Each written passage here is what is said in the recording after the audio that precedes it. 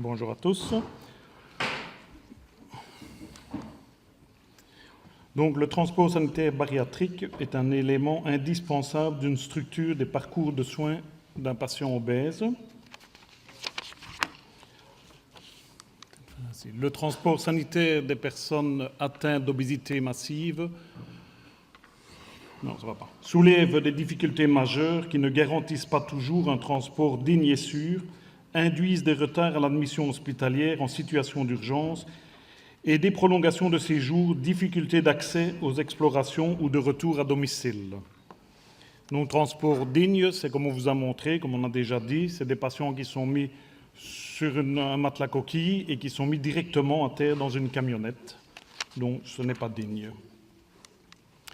Cette situation tient en une offre de soins, en matériel et en moyens de transport adaptés à l'obésité massive quasiment inexistante, à des difficultés d'identification et de recensement des moyens adaptés existants, à des questions de coût. Le transport mobilise plusieurs équipes d'ambulanciers et prend plus de temps, et d'organisation structurée pour fournir une réponse adaptée à des besoins encore aujourd'hui largement méconnus.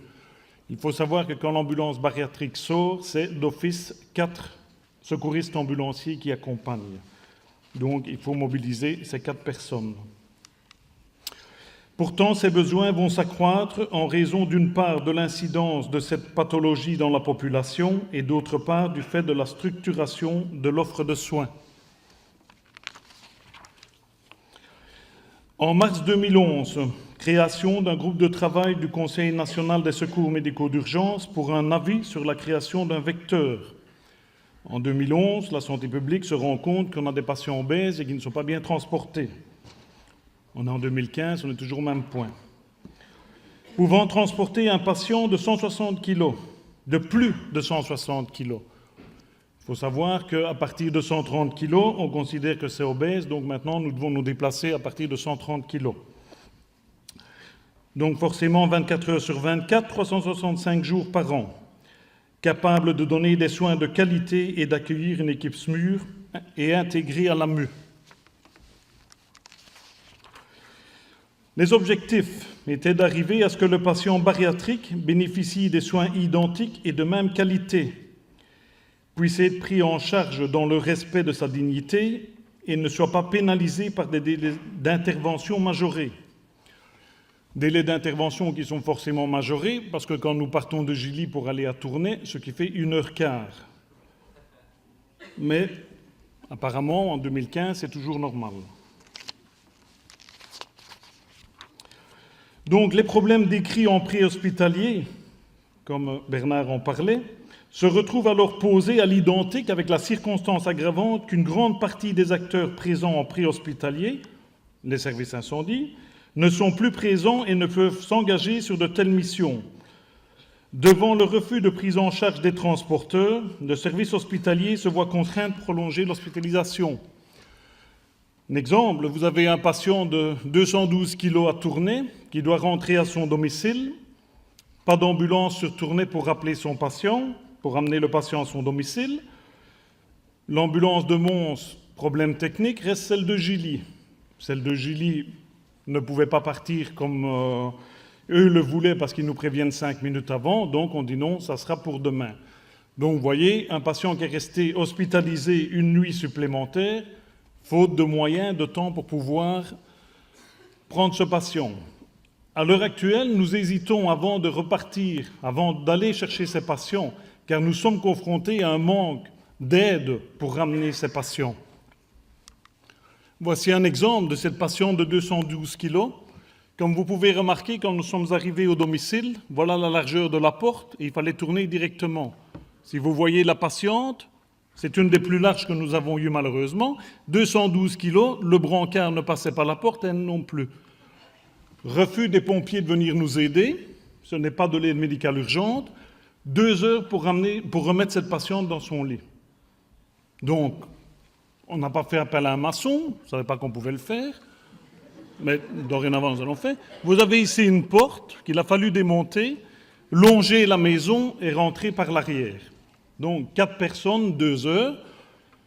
Je ne vous cache pas que la prochaine fois que Tournai m'appelle pour reconduire le patient, je vais peut-être regarder à 2 fois pour pouvoir mobiliser les gens.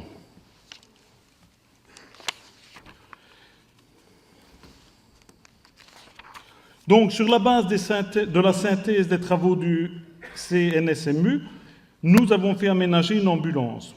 Cette ambulance est conçue pour la prise en charge des patients obèses et est équipée du matériel spécifique pour une prise en charge optimale du patient. Donc, comme vous pouvez voir, nous avons choisi une ambulance vitrée sur la totalité, qui est, on ne s'en rend peut-être pas compte ici, mais 70 cm plus longue qu'une ambulance classique. Donc 70 cm, vitrée, voilà, est équipée d'un élévateur, donc qui permet de supprimer l'effet camion, parce que c'est un demi-élévateur avec une porte latérale. Le plateau pouvant supporter 500 kg nous permet forcément de monter le brancard et le lit sans effort. Vous voyez l'intérieur, donc équipé comme la demande de la santé publique. Donc vous avez 3 sièges accompagnateurs, donc un médecin, une infirmière, un ambulancier, et on peut encore mettre un ambulancier devant. Comme vous pouvez le constater, c'est très lumineux, donc pas d'effet de confinement pour le patient et d'avoir l'impression de se trouver dans un camion. Donc voici avec un patient donc, sur le brancard. Donc vous voyez, permet toujours l'accompagnement, la luminosité. Donc pour le patient, on n'a pas cet effet de camionnette. Ça nous arrive par facilité et surtout en premier pour le patient. Lors d'un patient, ce patient, je pense, faisait aussi dans les 180-190 kg. Et donc, afin d'éviter de manipuler ce patient, nous avons la possibilité de partir directement avec le lit. Ce qui permet, quand c'est dans une région, nous faisons souvent entre les hôpitaux de Tournai, les hôpitaux du Grand Charleroi, de prendre le lit et de ramener le lit à l'hôpital. Donc au niveau confort pour le patient, c'est quand même un plus et ce qui permet de réduire les temps d'intervention, étant donné qu'à ce moment-là, avec généralement 2 ambulanciers, 3 maximum, c'est largement suffisant et nous arrivons donc à déplacer beaucoup plus vite les patients, donc moins de temps d'attente entre les transferts. Matériel spécifique.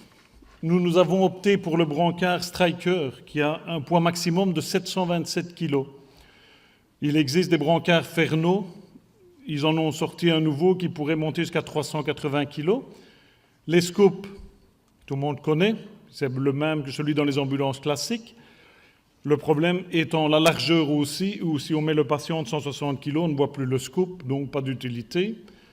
Les matelas dépression, nous avons trouvé un qui peut aller jusqu'à 550 kg. Les matelas de transfert, différentes tailles, là nous n'avons pas de souci. Le petit matériel, donc type brancard, tensiomètre, qui peuvent aller jusqu'à 60 cm de diamètre. Les bassins de lit, maximum 540 kg. Là aussi, nous n'avons pas encore eu l'utilité. Donc voici le brancard que nous avons donc sur Gilly. Donc vous voyez la largeur par rapport au brancard standard d'une ambulance. Donc en version haute, comme il est ici, le poids est nous pouvons mettre des patients dessus de 325 kg. Au-dessus de 325 kg, il suffit de descendre le brancard. Donc pour arriver, à partir du moment où il est au sol, de pouvoir mettre les 725 kg. Donc les brancards Fernot classiques, c'est 150 kg. Maintenant, quand vous avez une personne de 150 kg, mais qui est très large, forcément, c'est quand même plus facile sur le brancard comme à côté. Les chaises Fernot viennent de sortir aux États-Unis, donc nous allons voir, et auraient une capacité de 250 kg, donc qui permettrait, grâce aux chenilles, de descendre les escaliers. Nous verrons quand nous pourrons l'essayer. Vous avez donc ici une toile de transport que nous avons reçue des États-Unis, car il s'avère que dans certains endroits, vu la largeur du brancard, nous ne savons plus rentrer dans les maisons, donc qui permet de mettre la personne sur la bâche. Donc est équipé ici d'une poche, en fait d'éviter que le patient ne glisse, les poignées de transport, et donc comme vous voyez ici à 4, et cette bâche a une solidité prévue d'1 tonne. Donc nous espérons ne jamais avoir besoin d'autant. Une toile de glissement, le matelas dépression, donc 550 kg, Et donc, dans notre véhicule, nous pouvons aussi mettre les chaises roulantes obèses classiques au cas où nous devions dépanner un patient et pas mobiliser 4 ambulanciers. Voici les brassards. Donc, comme je vous expliquais, 60 cm, je pense que c'est 48. Et là, le brassard classique d'une ambulance. Donc, ça donne déjà une idée de la largeur du brassard. Donc, la situation en 2015, donc par rapport à l'étude de 2011, où tout le monde était d'accord de se dire il y a un problème, il faut mettre des ambulances supplémentaires. Le gouvernement étant ce qu'il est, ils sont toujours en train d'attendre le BIC pour signer. Donc la situation en 2015, il y a toujours 3 vecteurs 112 disponibles pour assurer la région Wallonie-Bruxelles. Ce qui représente donc Gilly, l'ACS La Hulpe et le service incendie de Mons. Si je vous montre une carte, et voilà le territoire que nous couvrons à 3. En préparant ce programme, cette présentation, j'ai recontacté la santé publique, vu un petit peu les données que nous avions reçues en 2011. Et en fait, en 2011, sur la province du Luxembourg, il n'y a pas de patients obèses. Ce qui est étonnant. Pourtant, j'aimerais bien aller me promener là-bas, mais voilà, on ne peut pas faire le Luxembourg. Donc, vous voyez, c'est assez large comme territoire à couvrir. Donc, quand on parle de délai raisonnable pour intervenir, pour aller chercher un patient, vous voyez, quand on part de Gilly, ici, pour traverser, arriver là-bas, pour descendre dans l'autre sens, donc les délais en 2015 ne sont toujours pas améliorés. Je ne vous dis pas quand l'ambulance de Mons est en problème, quand nous avons un problème ou quand la Hulpe a un problème. Donc, à ce moment-là, nous arrivons à des hospitalisations prolongées parce que nous ne savons pas faire autrement.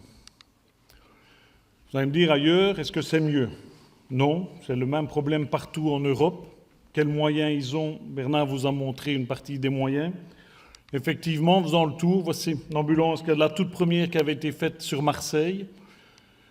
Vous pouvez voir ici, il est déjà encore marqué sur cette ambulance. Donc, ils avaient mis le plateau, brancard Fernot, avec un treuil. Vous voyez ici, au niveau place, ce n'était pas encore extra.